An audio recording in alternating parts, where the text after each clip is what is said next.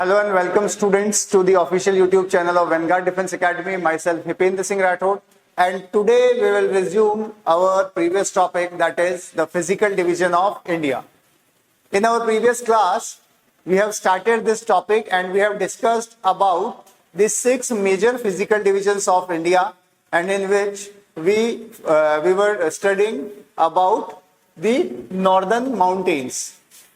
As we have discussed that northern mountains are classified into 3 parts, that is Trans-Himalaya, Himalayas and Purvanchal Hills. And we have discussed that about the Trans-Himalaya and Himalaya.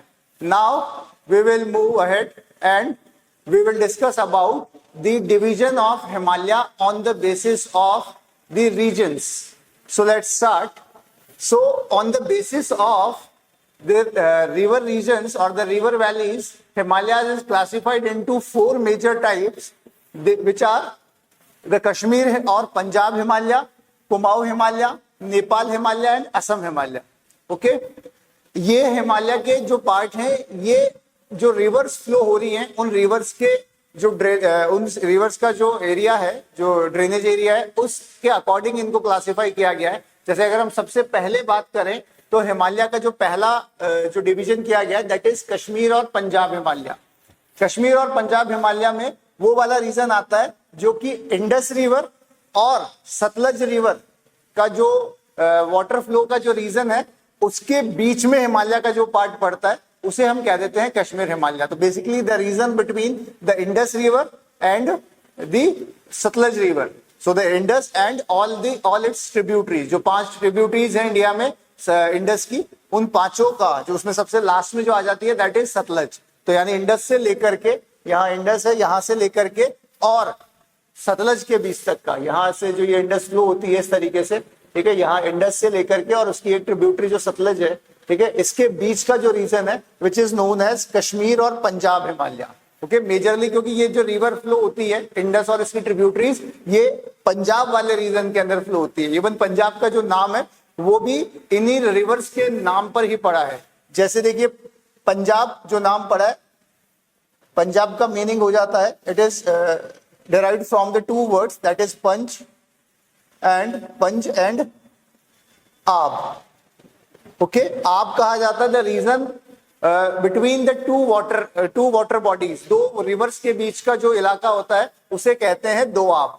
ठीक है, और 5 reverse के बीच का जो इलाका हो गया उसे कह देंगे हम पंजाब. तो 5 रिवर्स कौन कौन सी हो जाती हैं इसके अंदर, जो ट्रिब्यूटरीज हैं इंडस की, जो 5 ट्रिब्यूटरीज इंडस की हो जाती हैं, तो वो पूरा रीजन जो है आपका वो क्या हो गया, पंजाब. तो पंजाब बेसिकली नेम क्या हो गया, the region of 5 rivers, the land of 5 rivers is called Punjab. तो बेसिकली ये जो कश्मीर और पंजाब वाला जो रीजन है, जो कि कहा इंडस रिवर और सतलज रिवर के बीच का जो रीजन है, उसे क्या कहा जाता है, कश्मीर हिमालय या फिर पंजाब हिमालय. उसके बाद जो सतलज रिवर और यहां एक नेपाल में एक रिवर है, that is Kali river. Okay, तो जो ये सतलज रिवर और काली रिवर के बीच वाला जो रीजन है, क्योंकि ये मेजर बहुत जो ज्यादातर पार्ट है इसका, वो कहां पर, उत्तराखंड वाले रीजन के अंदर, स्पेशली जो कुमाऊं वाला रीजन है उत्तराखंड का, वहां पर पड़ता है ये. इसलिए इस पार्ट को हिमालय के कहा जाता है Kumaon Himalayas. Okay, after that the next is Nepal Himalaya. और नेपाल हिमालय जो है वो सिचुएटेड है काली रिवर और तिस्ता रिवर के बीच में. एक्चुअल में जो इंडिया और जो नेपाल के बीच का जो बॉर्डर है वो भी ये 2 रिवर से ही जो है डिसाइड होता है. मतलब काली रिवर जो इसकी वेस्टर्न बाउंड्री बनाता है नेपाल की, और तिस्ता जो है इसकी ईस्टर्न बाउंड्री बनाता है. ठीक है, तो इनके बीच में हिमालय का जो पार्ट है which is known as Nepal Himalaya. After that Teesta river से लेकर के और अरुणाचल प्रदेश के अंदर एक रिवर है दिहांग. ठीक है, इन दोनों के बीच का जो रीजन हो जाता है, ये जितना भी हिमालय इस रीजन के बीच में पड़ता है, which is known as Assam Himalaya. ठीक है, इस रीजन को कह दिया जाता है असम हिमालय. तो मेजरली ये 4 तरह से डिवाइड किया गया है हिमालय को. ठीक है, कश्मीर एंड पंजाब हिमालय, कश्मीर और Punjab Himalaya between Indus and Sutlej river, Kumaon Himalaya between Sutlej and Kali river, Nepal Himalaya between Kali and Teesta river, and Assam Himalaya between Teesta and Dihang river. तो ये तो मेजरली जो डिवीजन हो गया इसका हिमालय का. वाटर जो ड्रेनेज सिस्टम है उसके बेसिस के ऊपर। अब हमने जो तीसरा पार्ट किया था नॉर्दर्न माउंटेन्स में, तीसरे पार्ट को जो पढ़ना था दैट इज पूर्वांचल हिमालय। तो देखिए पूर्वांचल, पूर्वांचल जो वर्ड बना है which is derived from to word that is पूर्व एंड आंचल, द रीजन ऑफ ईस्ट। पूर्व का मतलब ईस्ट है ना, तो ईस्ट में हिमालय का जो एक्सटेंशन है उसे कह दिया जाता है पूर्वांचल हिमालय। ओके, यहां पर हिमालय जो है जिस तरह से यहां से बढ़ता हुआ और आगे जाकर के इस तरह आगे जाकर के हिमालय जो है वो यहां पर है दिहांग गॉर्ज, दिहांग गॉर्ज, ठीक है। गॉर्ज बेसिकली जो narrow slit region rivers mountains के बीच में होता है due to the erosion caused by rivers, उससे बनने वाला जो रीजन होता है, वहां पर हिमालय जो है ईस्टवर्ड बढ़ता हुआ लास्ट यहां से एकदम सडन जो है स्टीप होकर के और किधर हो जाता है, ये साउथवर्ड मूव कर जाता है और फिर इंडिया की जो ईस्टर्न बॉर्डर है उसके अलोंग चलता है। बेसिकली म्यांमार और इंडिया के बीच में बॉर्डर बनाता है। तो यहां से असम से होता हुआ फिर ये सॉरी अरुणाचल प्रदेश से होता हुआ नागालैंड, मणिपुर और मिजोरम, और इसका कुछ एक्सटेंशन जो है इधर मेघालय में होता है, जहां पर इसकी कुछ इंपॉर्टेंट हिल्स हैं दैट इज गारो हिल, खासी हिल और जैंतिया हिल्स, ठीक है। तो ये तीन हिल्स जो है वो इसी का पार्ट हो जाती है, ठीक है। उसके अलावा जो है यहाँ पर पटकाई हिल्स है, ठीक है। Patkai hills is also part of Purvanchal hills, और ये कहां पर है, ये अरुणाचल में पड़ता है। तो आपसे बेसिकली माउंटेन्स के भी क्वेश्चन आ जाते हैं, पूछ लिए जाते हैं कि कौन सा माउंटेन कहां पर सिचुएटेड है, तो ध्यान रखिएगा पटकाई हिल्स अरुणाचल प्रदेश में सिचुएटेड है। तो ये तीसरा पार्ट हो जाता है आपका पूर्वांचल हिल्स का, गारो, खासी और जैंतिया हिल्स, ठीक है। ये हिल्स बेसिकली ये वो रीजन है जहां पर सबसे ज्यादा बारिश होती है, ना सिर्फ इंडिया बल्कि पूरे वर्ल्ड में। एक नाम आपने सुना होगा, the wettest place of the world that is Mawsynram, ठीक है। मौसिनराम आप एक बहुत वेल नोन नेम है चेरापूंजी, जहां पर पहले सबसे ज्यादा बारिश का रिकॉर्ड होता था। अब ये जो है ये मौसिनराम में चेरापूंजी के पास ही है, ये पड़ता है मेघालय में, और यहां पर पूरे वर्ल्ड में सबसे ज्यादा बारिश होती है, ठीक है। एनुअल रेनफॉल मैक्सिमम जो है पूरे वर्ल्ड में कहां पर होती है, मौसिनराम में।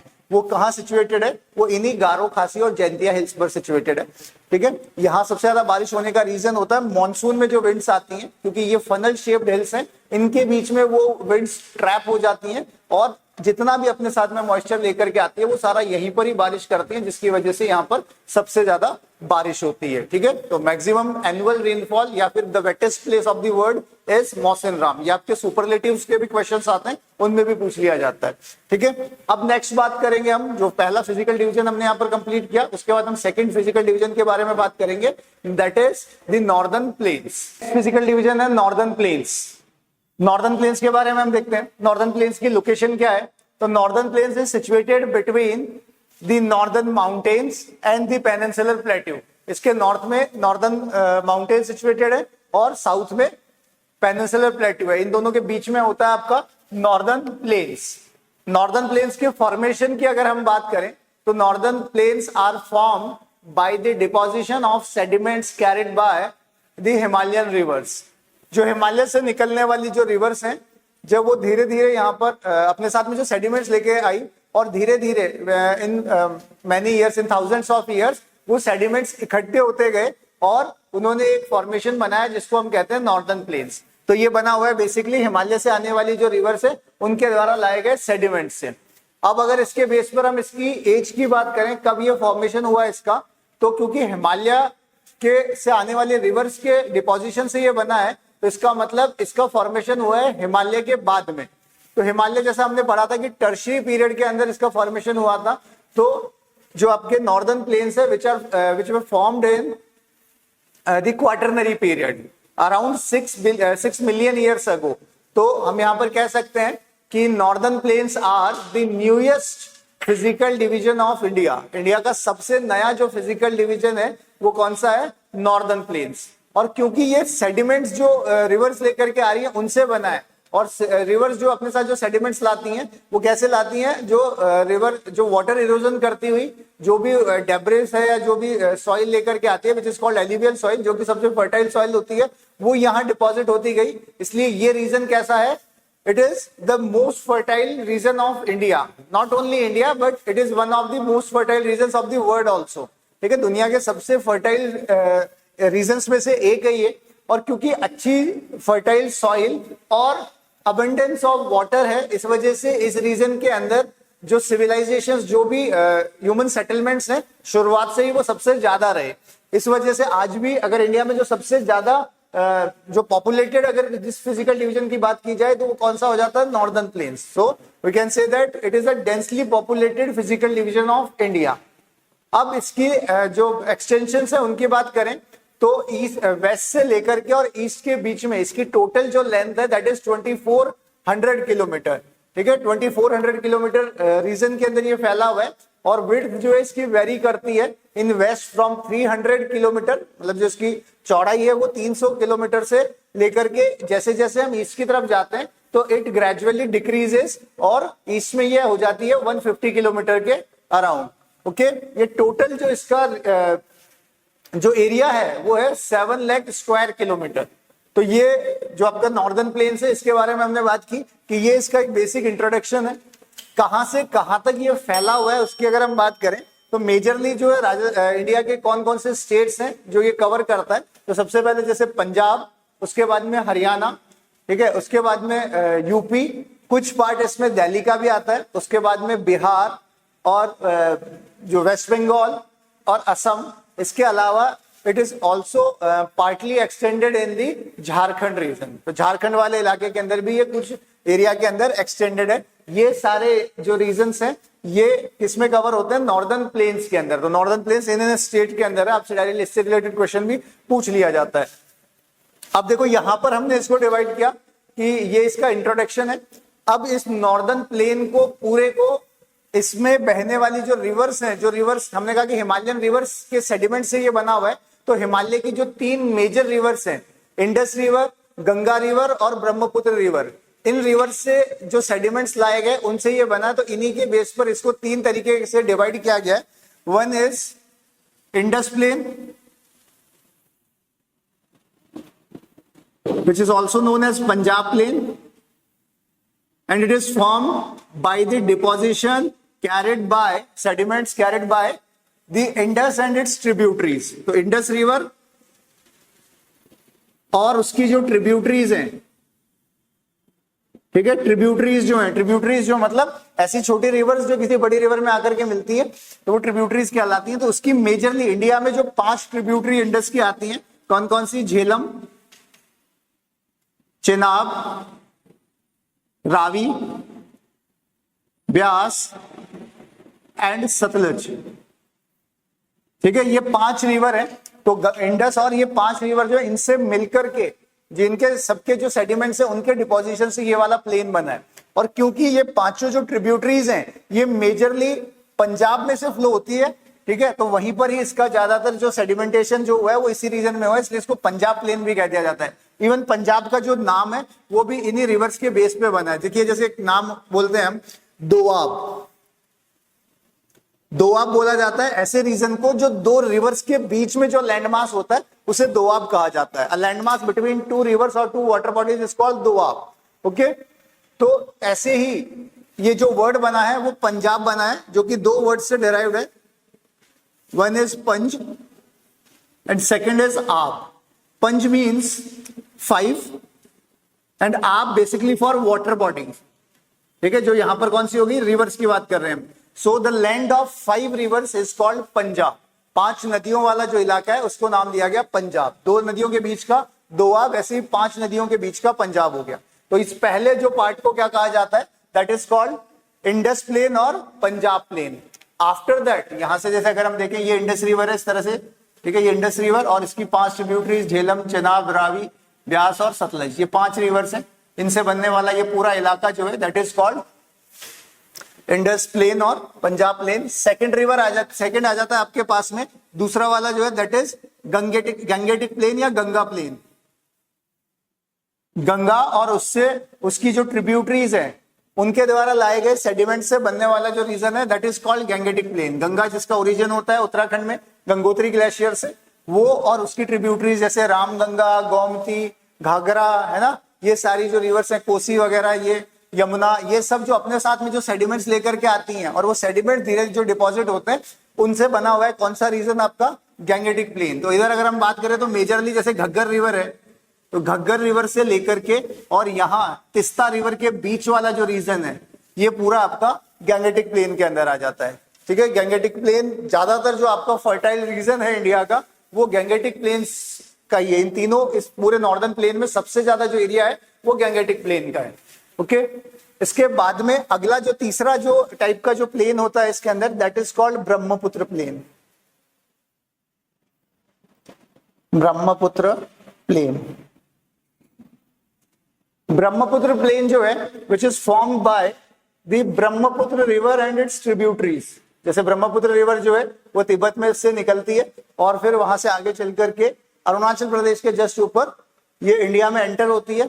और क्योंकि ये पूरा पहाड़ी इलाके से होती हुई आती है और यहाँ आकर के प्लेन्स में होती है, तो जो अपने साथ जितने भी ये वाटर इरोजन करती हुई जो सेडिमेंट्स लेकर के आती है, वो यहाँ असम से ये उनको छोड़ना शुरू कर देती है और वो वहां डिपॉजिट होते गए धीरे धीरे, और वहां पर ये प्लेन्स का फॉर्मेशन होता है।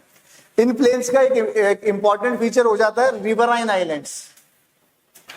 Riverine islands, riverine islands, such islands which are formed by rivers या which are formed between the rivers, है ना, रिवर के बीच में जो बने हुए, इन द रिवर, रिवर के अंदर जो बने हुए उन्हें कहते हैं रिवराइन आइलैंड। जैसे जनरली हम आइलैंड्स देखते हैं वो कहां पर होते हैं, कोई बड़ी वाटर बॉडी जैसे सी या ओशियन में होता है, लेकिन नदी के बीच में बने हुए जो आइलैंड्स होते हैं which are called riverine island. तो यहाँ पर जो सेडिमेंट्स लाए वो धीरे धीरे ब्रह्मपुत्र रिवर के बीच में इकट्ठे होते गए और वहां पर एक आइलैंड बन गया which is called Majuli island. Majuli island कहाँ सिचुएटेड है? असम में। और कौन सी रिवर के बीच? ब्रह्मपुत्र रिवर में। इस आइलैंड की जो इंपॉर्टेंस है वो ये, it is the world's largest riverine island, दुनिया का सबसे बड़ा रिवराइन आइलैंड है, नदी द्वीप जिसको बोला जाता है वो है ये। ठीक है, तो आपके लिए एक सुपरलेटिव के पॉइंट ऑफ व्यू से भी इंपॉर्टेंट हो जाता है कि सबसे बड़ा रिवराइन आइलैंड कौन सा है? माजुली आइलैंड। कौन सी रिवर के बीच में? ब्रह्मपुत्र रिवर में। कौन से स्टेट में? असम में सिचुएटेड है ये। ओके, तो इस तरीके से ये आपके तीन तरीके के प्लेन्स जो नॉर्दर्न प्लेन में आते हैं वो हो गया। अब इन नॉर्दर्न प्लेन्स के अंदर जो अलग अलग तरीके के रिलीव्स देखने को मिलते हैं, हम जो सेडिमेंट्स के सेटलमेंट से, सेडिमेंट्स के डिपोजिशन से जो अलग अलग तरीके के रिलीव्स बनते हैं, उनको देखते हैं हम नॉर्थ से साउथ कैसे ये डिवाइडेड है या किस किस टाइप के जो है रिलीव्स बनते हैं। तो चलिए वो देख लेते हैं। तो देखिए, on the basis of relief variation northern plains को चार मेजर तरीके से डिवाइड किया गया है। One is Bhabar, second is Terai, third is Bangar and the fourth one is Khadar. ठीक है, जो यहाँ आप जो है डायग्राम में देख सकते हैं कि जो सबसे पहला पार्ट है दैट इज भाबर, जो शिवालिक से जो तीन पार्ट हम देख रहे हैं, greater Himalaya that is called Himadri, then Himachal and Shivalik. Shivalik is the outer Himalaya. तो ये जो है भाबर वाला जो पार्ट है, it is situated in the foothills of Shivaliks, जो हमने यहाँ पे कहा है the pebble covered region in the foothills of Shivalik. देखिए, रिवर्स जब अपने साथ में जो सेडिमेंट्स लेकर के आती हैं, क्योंकि माउंटेन्स में उनका फ्लो बहुत तेज रहता है, इसकी वजह से वो वहां से बड़े बड़े पेबल्स जो है वो साथ तो लेकर के आती है, लेकिन जैसे ही वो प्लेन्स में पहुंचती हैं, जैसे ही ये फुटहिल्स में आती हैं, तो उनका फ्लो जो है वो धीरे हो जाता है और ये बड़े जितने पेबल्स हैं वो सारे शिवालिक के फुट हिल्स के अंदर इकट्ठे होते जाते हैं और धीरे धीरे इनके इकट्ठे होने से एक जगह पर या डिपॉजिट होने से ये वाला रीजन का फॉर्मेशन हुआ। ठीक है, this region is called Bhabar region. This region is extended from 8 to 16 kilometre, तकरीबन 8 से 16 किलोमीटर के रीजन में शिवालिक के फुटहिल्स में ये रीजन है। इस रीजन में एक और इंपॉर्टेंट फीचर ये है कि जो भी वाटर स्ट्रीम, जो छोटी वाटर स्ट्रीम्स है, बड़ी रिवर्स की बात नहीं कर रहे, जो छोटी वाटर स्ट्रीम्स है वो सारी, क्योंकि ये रीजन कैसा है, एक पोरस रीजन है, तो ये मतलब पोरस मतलब इनके बीच में गैप है, इन पेबल्स के बीच में, तो वो पूरी वाटर जो है वो नीचे चला जाता है इस तरीके से और फिर यहाँ पर इसके नीचे नीचे, इन पत्थरों के नीचे नीचे बहती है वो जो छोटी वाटर स्ट्रीम्स है वो। ठीक है, आगे चल करके इनसे आगे जो रीजन है that is called Terai reason.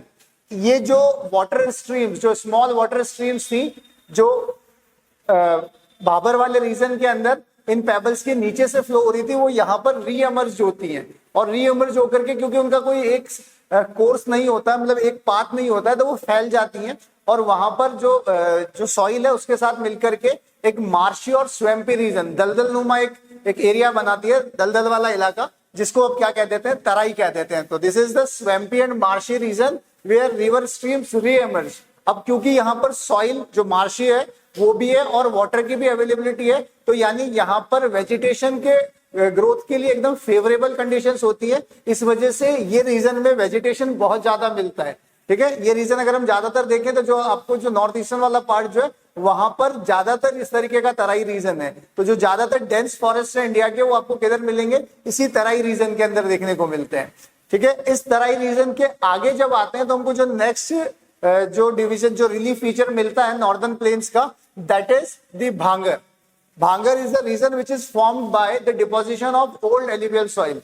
देखो क्या होता है, जब भी जो वाटर का लेवल बढ़ जाता है रिवर्स में, तो जो फ्लड प्लेन्स हैं उनमें year by year soil deposit होती जाती है। जैसे ये एलुवियल सॉइल लेकर के आए अपने साथ में, सेडिमेंट्स लेकर के आई रिवर, जब फ्लड आई तो वो रिवर डिपॉजिट, वो जो सॉइल है एलुवियल सॉइल वो डिपॉजिट हो गई, फिर अगले साल और डिपॉजिट होती गई, ऐसे करते करते 1 by 1 लेयर बनती रही। एक टाइम ऐसा आया कि इसका लेवल जो है ये रिवर की जो फ्लड प्लेन्स है उनसे ऊपर हो गया, ये थोड़ा सा ऊंचा इलाका। तो अब यहाँ पे क्या होगा, नई रिवर नई सॉइल नहीं पहुंचेगी, जब फ्लड आएगी तो नई सॉइल नहीं पहुंचेगी और धीरे धीरे ये सॉइल जो है वो पुरानी होती जाएगी।